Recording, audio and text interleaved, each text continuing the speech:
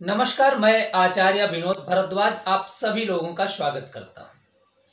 आज एक बेहतरीन टॉपिक लेके आया हूं। जीवन के दुखों का अंत कैसे किया जाए, अपने कार्यों को पूर्ण कैसे किया जाए, इस विषय की एक बेहतरीन जानकारी जिसमें आपको टोटके मिलेंगे और कुछ छोटे छोटे कार्यों को आप संपन्न करके निश्चित रूप से अपने जीवन में खुशहाली प्राप्त कर सकते हैं।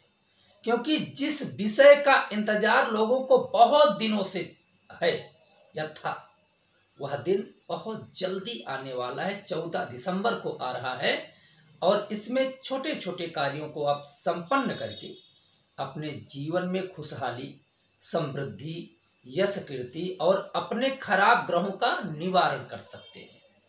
परंतु यदि आप हमसे किसी भी प्रकार का प्रश्न लेना चाहते हैं, जैसे आप वास्तु से संबंधित, आप तंत्र टोटकों से संबंधित, ज्योतिष के किसी भी विषय से संबंधित या अपने जीवन में आने वाली बाधाओं से संबंधित यदि प्रश्न लेना चाहते हैं तो www.astrotak.com पे आप जाइए। वहाँ पे विनोद भारद्वाज प्रोफाइल को सिलेक्ट करके हमारे पास प्रश्नों को भेज सकते हैं। एक सुंदर सा उपाय आपके जीवन को बदल देगा। यदि आप हमसे फोन पे बात करना चाहते हैं तो वहां से आप बात भी कर सकते हैं। अब हम बात करते हैं 14 दिसंबर 2020 की, क्योंकि ये बहुत महत्वपूर्ण दिन है और शास्त्रों में आया है कि सोमवती अमावस्या पुण्यकरी होती है। सोमवती अमावस्या में किया जाने वाला दान, जप, पूजा पाठ, छोटे छोटे कार्य आपके पितरों को तो खुश करते ही करते हैं, आपके जीवन के समस्त बाधाओं को दूर कर देते हैं। यह अवसर हमें प्राप्त हो रहा है मार्गशीर्ष कृष्ण पक्ष अमावस्या को, क्योंकि इस दिन सोमवार है। अच्छा, सोमवार मन का कारक है, क्योंकि चंद्रमा मन का कारक है।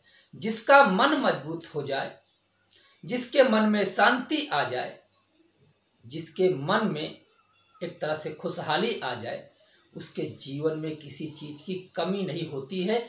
इसीलिए अमावस्या और सोमवार का ये विशेष संयोग बहुत महत्वपूर्ण शास्त्रों में माना गया है। इस दिन स्नान, दान और कुछ लोग तो मौन व्रत भी करते हैं। इस दिन भगवान शिव की पूजा, गोदान, पितरों के लिए कार्य, सूर्य की आराधना, सूर्य अर्घ, तुलसी की पूजा में दीपदान और धूपदान, पीपल के वृक्ष की परिक्रमा और ब्राह्मणों को दान तथा भोजन का विशेष महात्म कहा गया है। ऐसा कहा जाता है कि ये सब कार्य संपन्न करने से पूरे जीवन में पुण्य की आपको कमी नहीं पड़ेगी और जिस व्यक्ति के जीवन में पुण्य होगा वह धनवान होगा। इस दिन आप छोटे छोटे कार्यों को करके अपने जीवन के तमाम समस्याओं को दूर कर सकते हैं। जैसे नौकरी या आपके कैरियर में बहुत बाधाएं चल रही हैं, जो आजकल बिल्कुल चल रही हैं, तो यह अवसर आप बिल्कुल चूकिए नहीं।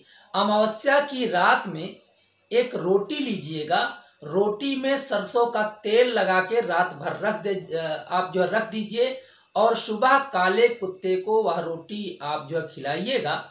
यह प्रक्रिया सोमवती अमावस्या की रात से 3 रात आगे तक संपन्न करें। देखिएगा कैरियर और नौकरी से संबंधित समस्याएं धीरे धीरे सॉल्व हो जाएंगी। यदि आपके परिवार में तरक्की नहीं हो रही है, खूब मेहनत कर रहे हैं, खूब परिश्रम कर रहे हैं, फिर भी तरक्की नजर नहीं आ रही है, सब कुछ नीचे की ओर जाता चला जा रहा है, दिख रहा है, तो आप क्या करें?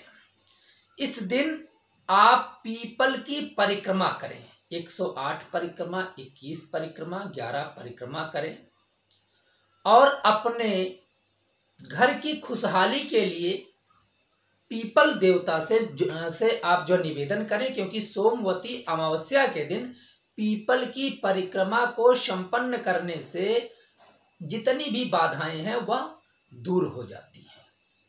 यदि आपके घर में सुख शांति की कमी है, छोटी छोटी बात पे किचपिच होने लगता है, झगड़ा लड़ाई होने लगती है, तब क्या करें?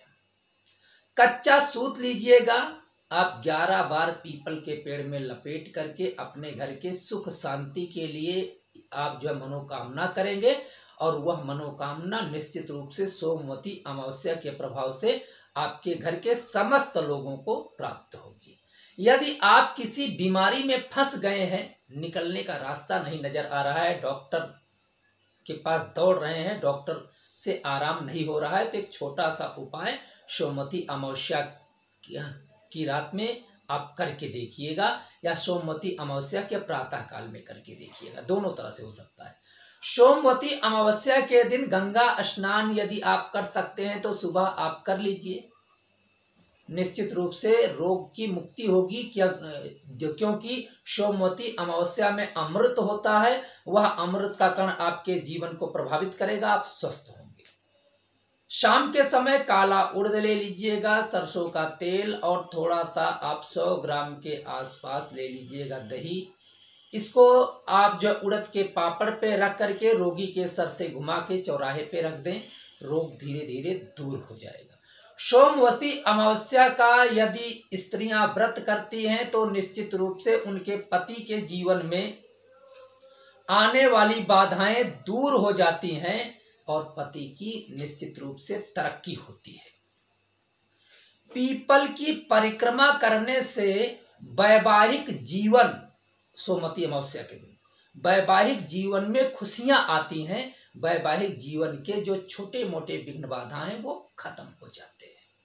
जिनकी कुंडली में काल सर्प योग है, इस दिन भगवान शिव की पिंडी पे चांदी के 2 नाग नागिन रख करके ओम नमः शिवाय का 108 बार जप करके दूध से स्नान करा करके नाग नागिन को आप ले जा करके किसी बहते जल में अपने सर से घुमा करके अगर आप छोड़ते हैं तो काल सर्प योग का निवारण होता है।